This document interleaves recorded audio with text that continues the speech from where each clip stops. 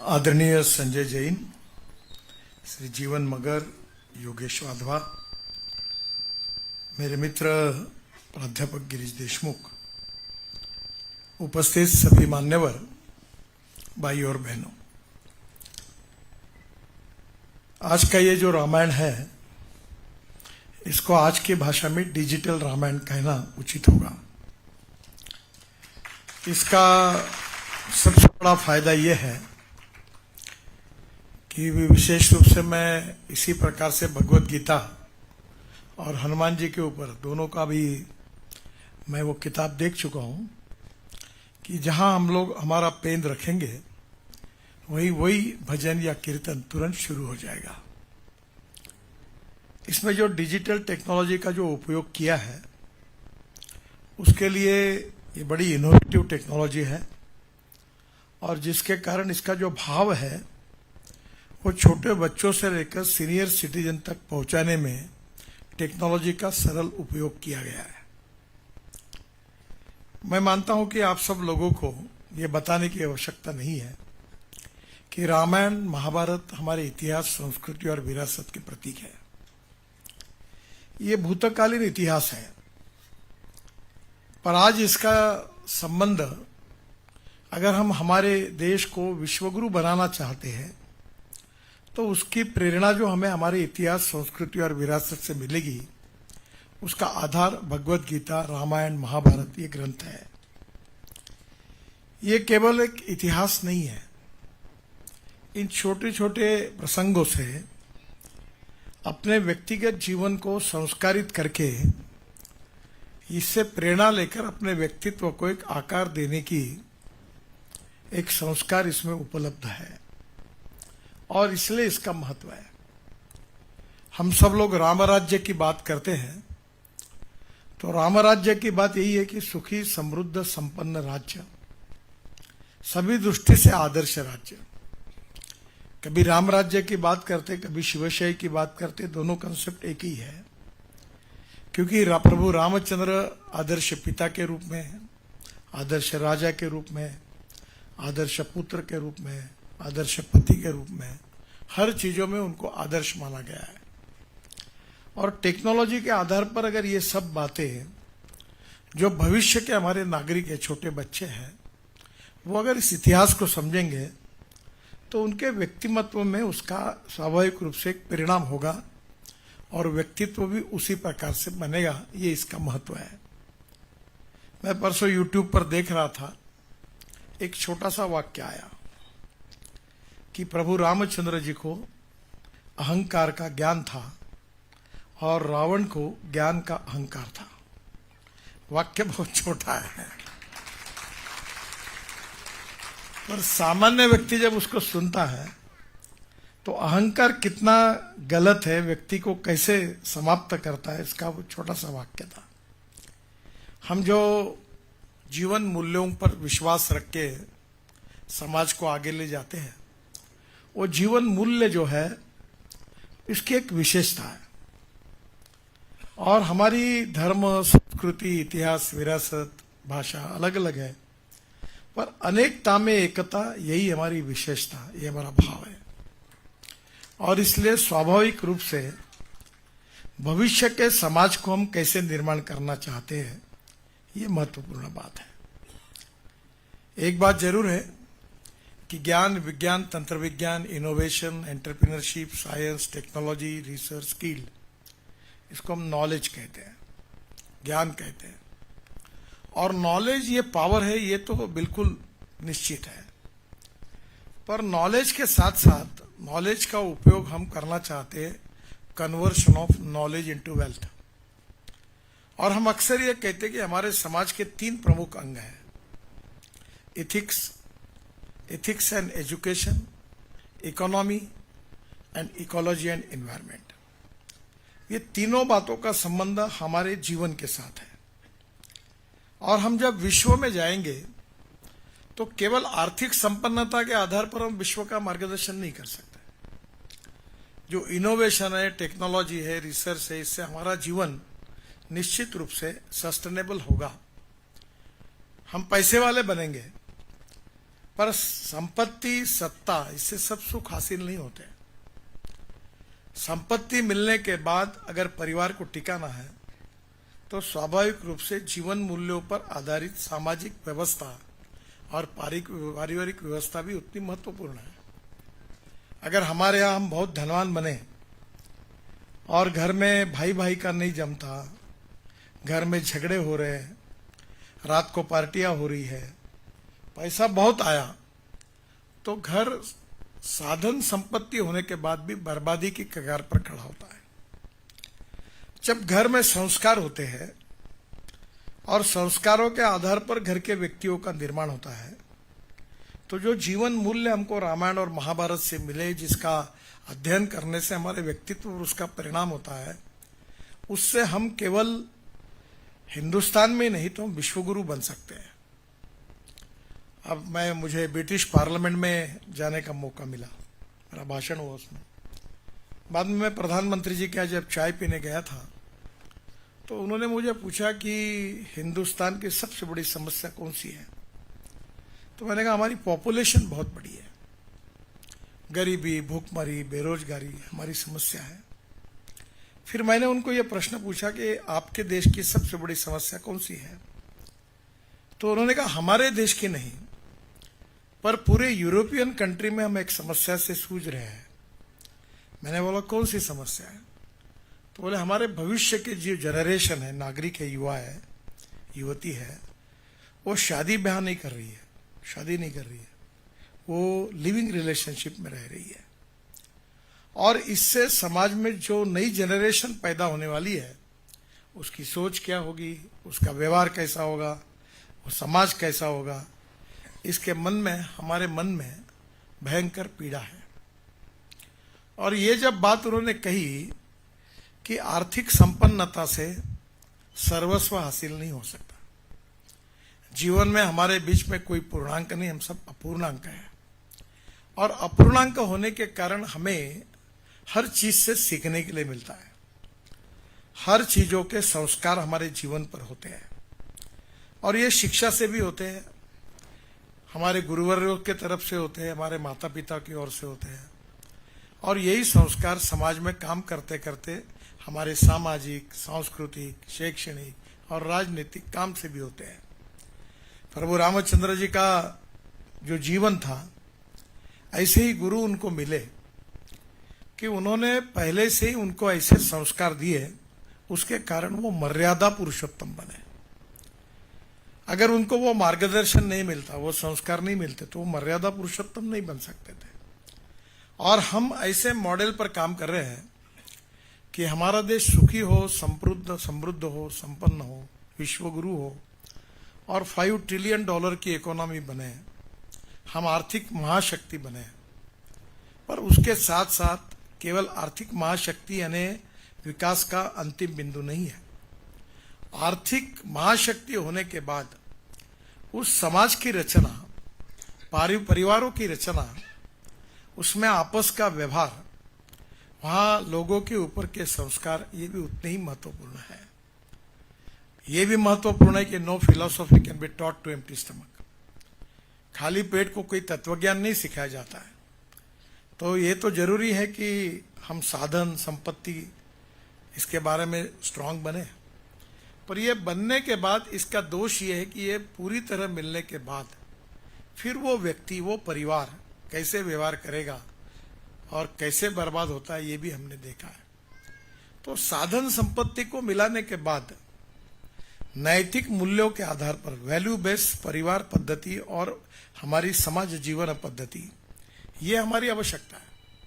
क्योंकि जब ब्रिटिश प्रधानमंत्री ने ये जब मुझे बताया था, जब मैंने उनको पूछा था, तो उन्होंने अपनी समस्या बताई। तो उन्होंने आगे मुझे पूछा कि फिर आपके देश में ये लिविंग रिलेशनशिप वाली बात नहीं, आपका देश तो गरीब है।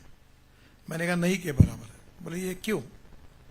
तो मैंने कहा हमारे यहाँ गरीब के भी घर पर साधु संतों के, साहित्य के, संस्कृति के, इतिहास के, विरासत के, सामाजिक मूल्याधिष्ठित संस्कार है। चोरी नहीं करना चाहिए, दूसरे के चीज को हाथ नहीं लगाना चाहिए, सत्य बोलना चाहिए। भगवान गौतम बुद्ध के जीवन में उन्होंने जो तत्व बताए तो वही यही है। हमारे यहाँ चाहे कोई भी धर्म हो, उसका भाव तो एक ही है, स्पिरिट एक ही है। हम अक्सर इस बात का उल्लेख करते हैं कि आकाशात पतितम तोयम यथा गच्छति सागरम सर्वदेव नमस्कार केशवम प्रति गच्छति। उसका मराठी में एक अनुवाद किया है कि पडे खाल तीजे नभा तू न पाणी जसे सागरा तीच मिळून जाई नमस्कार कोण्याही देवास केला परी शेवटी तो पोहोचतो केशवाला। ये किसी भी सभी धर्म में यही बात कही है। और विवेकानंद जी ने शिकागो के अपने भाषण में यही कहा है कि मैं आपके पास ये कहने के लिए नहीं आया हूं कि मेरा धर्म श्रेष्ठ है या मेरा भगवान श्रेष्ठ है। मैं ये कहने के लिए आया हूं कि आप जिस भगवान पर और जिस धर्म पर आपको विश्वास है वो श्रेष्ठ है, और अंततोगत्वा उसी धर्म से हम सब एक ही मार्ग से एक ही जगह पहुंचने वाले हैं जो विश्व कल्याण का है। तो कहीं ना कहीं ये जो संस्कार है, इसका जो मूल है, सेंटर, ये रामायण महाभारत, विशेष रूप से ये जो हमारे ग्रंथ है, उसमें जो प्रसंग है, उन प्रसंगों से हमें प्रेरणा मिलती है। वो ऐसी मिलती है कि जैसे जिस संकट के समय प्रभु रामचंद्र ने जो व्यवहार किया, उनका जो चाल चलन व्यवहार और चरित्र है, वो हमारे लिए आदर्श होने के कारण ये कोई मनोरंजन का कार्यक्रम नहीं है, ये प्रबोधन और प्रशिक्षण का है। और प्रबोधन और प्रशिक्षण से जो संस्कार हासिल होते हैं, उन संस्कारों को केवल संगीत और शब्द केवल हमारे कानों को आनंद नहीं देते। एक नई बात है कि अब जब गीत अच्छा सुनते हो तो उस गीत में वो जो शब्द होते हैं, जो भाव होता है, जो स्पिरिट होता है, संगीत और उसकी धुन तो महत्वपूर्ण है ही, फिर उसके बाद वो बहुत अच्छी लगती है जब उसको आप समझेंगे। कि छोटी छोटी बातों में शैलेंद्र जी करके कवि थे, तो मुकेश जी ने राज कपूर के लिए उनके बहुत गाने गाए, तो बड़े हर उनके इसमें एक संदेश था गाने में, सजन रे झूठ मत बोलो खुदा के पास जाना है, न हाथी है न घोड़ा है वहां पैदल ही जाना है। ये वाक्य बहुत सिंपल है, शब्द बहुत सामान्य है, पर इसका भावार्थ यह है कि आखिर तो एक दिन जाना ही है, तुमको क्यों मरमर कर रहे हो, पैसा कमा के क्या करोगे, तुम्हारी कोई मर्सिडीज गाड़ी आखिर में तुम्हारी जान थोड़ी बचाएगी, न तुम्हारा बंगला बचाएगा।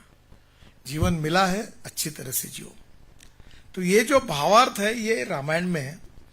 इसमें सबसे अच्छी बात यह है कि आज तो प्रभु रामचंद्र का जन्मस्थान पर मंदिर भी बन गया, और ये अनेक भाषा में जब रामायण आएगा, जैसे भगवत गीता में जो किताब इन्होंने तैयार की है डिजिटल, उसमें भगवान श्री कृष्ण ने अनेक समय पर क्या कहा, क्योंकि मैंने वो सुनी है, और गीता का भावार्थ जब सुनते हैं तो उससे काफी कुछ जानकारी, अपने लिए बहुत अच्छा मार्गदर्शन मिलता है। मैं कोविड के समय 2 साल रोज सुबह उठकर आधा घंटा पैदल चलता था। थोड़ी मेरी आदत अभी अचानक मैं प्राणायाम भी करता हूं तो वो मेरा रह गया, तो मैं यूट्यूब पर भगवत गीता का भावार्थ सुनता था। वो भावार्थ केवल अच्छा सुनने के लिए नहीं लगता था, उसके पीछे एक विचार था। पर्स एंड पर्सन, यानी पैसा और व्यक्ति, उसमें पर्सन महत्वपूर्ण है। Person and party means organisation, उसमें पार्टी इंपॉर्टेंट है। एंड पार्टी एंड फिलॉसॉफी, तत्वज्ञान, इसमें फिलॉसॉफी महत्वपूर्ण है। और फिलॉसॉफी का जो संबंध है, there is a difference between letter and spirit. Letter जो है वो मनोरंजन का कार्यक्रम है, स्पिरिट जो है उसका भावार्थ है। तो मुझे सबसे ज्यादा खुशी ये हुई कि हमारी समाज व्यवस्था को, समाज को और समाज का जो इंपॉर्टेंट घटक है व्यक्ति को बदलने वाली जो रामायण की ताकत है, भगवत गीता की ताकत है, उसको डिजिटल टेक्नोलॉजी से आम लोगों में, और ये क्या होता है कि एक किताब बड़ा है, उसके हस्ताक्षर ठीक नहीं होगी तो पढ़ते नहीं लोग, उसको प्रेजेंटेशन कैसे होता है, presentation is very important. And presentation with digital technology ये और आनंद का है। शंख पर हाथ रखो तो शंख का आवाज आता है, मृदंग पर वो रखो पेन तो मृदंग का आवाज आता है। भजन आपको कोई वही से कोई टेप रिकॉर्ड लगाने की जरूरत नहीं, कोई मोबाइल फोन पर सुनने की जरूरत, किताब में ही है वो। और कमेंट्री भी है और सभी भाषाओं में है। अभी 5-7 भाषा में, अभी धीरे धीरे सभी भाषाओं में जाएगा। तो अपनी भाषा में ही इसका भावार्थ समझने के कारण एक अवसर मिलेगा समाज को। और जब भावार्थ आएगा तो उसका संस्कार व्यक्ति के स्वभाव को, व्यक्तित्व को, उसकी विजन को बदलेगा और उसमें समाज में गुणात्मक परिवर्तन होगा। क्योंकि रामायण महाभारत में वो ताकत है। हमारे महाराष्ट्र में काका कालेलकर करके एक बहुत विद्वान थे। उन्होंने एक बहुत प्रसिद्ध वाक्य हमारे बचपन में हमारे पाठ में आया था। उन्होंने कहा था कि जो पूरे विश्व में है वो पूरा महाभारत और रामायण में है, और जो विश्व में नहीं है वो भी रामायण महाभारत में है। तो स्वाभाविक रूप से हमारे लिए ये दोनों ग्रंथ, भगवद गीता और रामायण, ये हमारे जीवन के पथदर्शक है। और मैं अक्सर एक बात मानता हूं कि टेक्नोलॉजी इज वेरी इंपॉर्टेंट। अगर यहाँ लाउड स्पीकर नहीं होता और मैं बोलते रहता तो शायद आप मेरा भाषण नहीं सुन पाते। आज लाउड स्पीकर है इसलिए सुन रहे हैं। फिर कान को लगाएंगे तो आपका ग्रहण करने की शक्ति और बढ़ेगी, तो आपको ठीक से समझ में आएगा, आप विचार करोगे। तो ये जो टेक्नोलॉजी है ये बदल रही है, और टेक्नोलॉजी सस्टेनेबल डेवलपमेंट के लिए आवश्यक भी है। पर टेक्नोलॉजी के कारण नॉलेज को जैसे लोगों तक लेके जाएंगे तो नॉलेज का कन्वर्शन वेल्थ में होगा, वो एक मर्यादा है। पर उसके साथ साथ व्यक्ति निर्माण, समाज निर्माण, संस्कार, इसके आधार पर जो परिणाम होगा, जो शाश्वत मूल्य रामायण में थे, वो मूल्य जब घर घर जाएंगे और जब हमारे बच्चे देखेंगे कि जब दशरथ राजा ने निर्णय किया तो पिताजी की आज्ञा मानकर प्रभु रामचंद्र ने कहा नहीं, मैं वनवास जाऊंगा। आज के जमाने में अगर ऐसी स्थिति होती कि पिताजी कहता कि मैं घर दूसरे को दे रहा हूं, तो तुरंत दूसरा भाई वो पिताजी की गच्ची पकड़ लेता या दूसरे भाई को पीटता, क्योंकि संस्कार नहीं है। माता पिता और गुरु के प्रति वो भाव नहीं है, और भाव विचारों से आता है, विचार किताबों में है, और किताबों से आए हुए विचारों से जो भाव से व्यक्ति के ऊपर संस्कार होता है, उसमें समाज में गुणात्मक परिवर्तन होता है। और ये परिवर्तन होते जाते हुए एक बार हमारा समाज पूरी तरह एक ऐसी सोसाइटी बने जो विश्वगुरु बने, यही हमारा भाव है। आज हमारा आयुर्वेद, योग विज्ञान विश्व के आकर्षण का केंद्र है। आज हमारे यहाँ इंडोनेशिया में, अफगानिस्तान में कनिष्क करके एयरपोर्ट, ये एक बिल्डिंग का नाम है। इंडोनेशिया में जकार्ता में जाइए, सब रामायण महाभारत वहाँ है। आप बाली में जाइए, आज भी रामायण खेलते। मैं इंडोनेशिया में गया था, वहाँ का एक बहुत बड़ा एक्सप्रेस हाईवे था, तो देखने के लिए पहली बार मंत्री बना तो मैं उधर गया था। तो वहाँ जो इंजीनियर था वो मुस्लिम था, चीफ इंजीनियर। तो वो मुझे बता रहे थे कि हमारे घर में ये पद्धति आई है कि हम रामायण पढ़ते हैं। तो मैंने कहा आप तो मुस्लिम हैं, रामायण क्यों पढ़ते हो? बोले रामायण हमारी विरासत है, रामायण हमारा इतिहास है, और रामायण ने हमको संस्कार दिए। आज भी इंडोनेशिया में, मलेशिया में, साउथ ईस्ट एशिया में ये पहुंचा है। और इसलिए मुझे बहुत खुशी है कि रामायण के श्रेष्ठत्व के बारे में कोई प्रश्न नहीं है, उसके यथार्थता के बारे में कोई सवाल नहीं है, पर उसको उचित प्रकार से टेक्नोलॉजी का उपयोग करके आम आदमी उसको हृदय में ग्रहण कर सके, इस टेक्नोलॉजी का उपयोग करके ये जो प्रयास है यह सबसे अभिनंदनीय है। तो टेक्नोलॉजी के कारण आदमी को लगता है सुनना चाहिए। अगर कोई क्लिष्ट भाषा में भाषण देता है तो लोग बोलते हैं अच्छा भाषण हो, फिर समझ में नहीं आया। किताब कितना भी अच्छा हो, कुछ विद्वान भाषण सुनते हैं, बोले बहुत विद्वान है। बोलना क्यों? बोले इनके भाषण में कुछ समझ में नहीं आया। तो जो सिंप्लिसिटी है, जो टेक्नोलॉजी का ट्रांसफॉर्मेशन है, बहुत आसान है और उनकी मातृभाषा में है। एक बात जरूर है कि मैं इनको ये प्रार्थना करूंगा कि मैंने बहुत नागपुर में कम से कम 1,500 सीनियर सिटीजन और ऐसे लोगों की भजन मंडलियां थी, उनको मैंने तबला पेटी दी। और तबला पेटी इसलिए दी कि वो लोग भजन गाए, और एक अच्छे रात को लोग बार में जाए इधर जाए इसके बजाय भजन का उनको नाद लगे। तो मैंने एक बजेरिया में एक मंदिर है, दयाशंकर तिवारी जी ने बना था, मैं वहाँ गया था। तो उन्होंने कहा कि मंदिर का उद्घाटन करना है, मतलब उद्घाटन के लिए मैं नहीं आता, मैं दर्शन करने आता हूँ। तो बड़ा कार्यक्रम हुआ। तो मंदिर हनुमान मंदिर था। तो मैंने आपकी हनुमान चालीसा जो खरीदी थी, इसे 10-20 मेरे पास किताबें थी, तो मैंने उस मंडल को दी।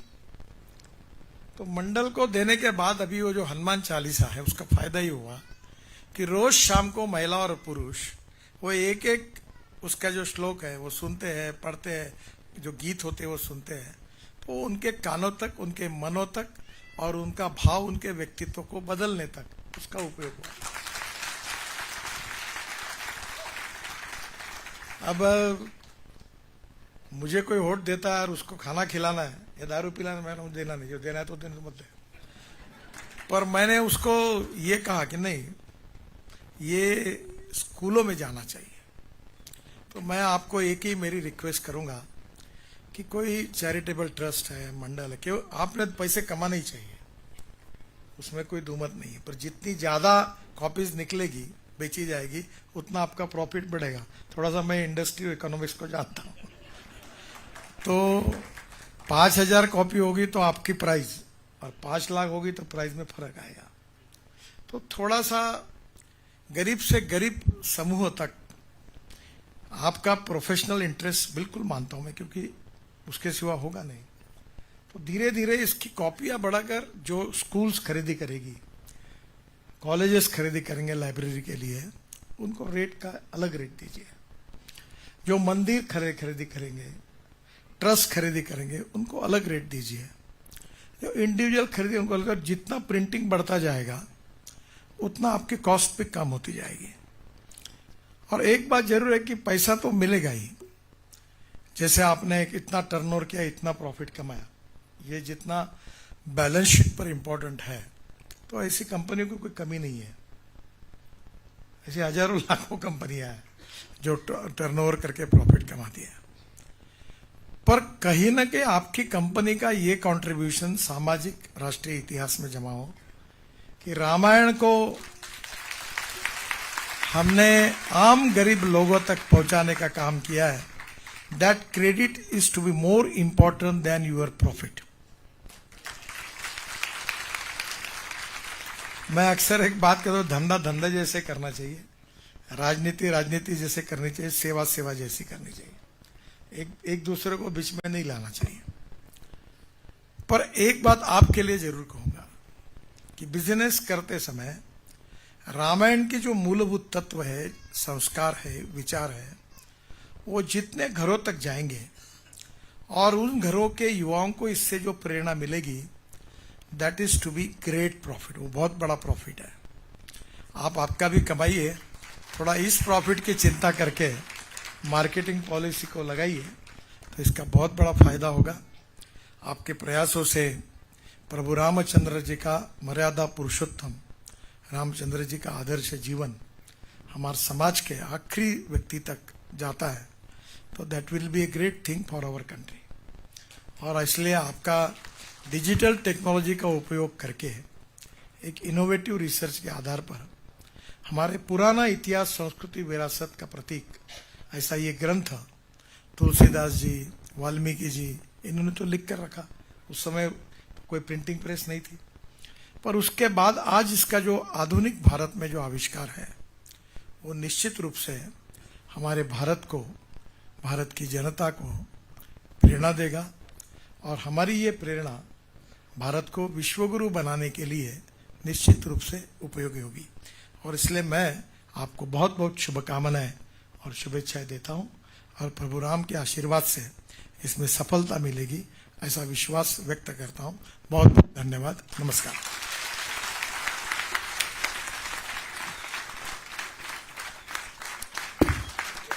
Thank you. एक बार जोरदार तालियां होनी चाहिए खड़े होके।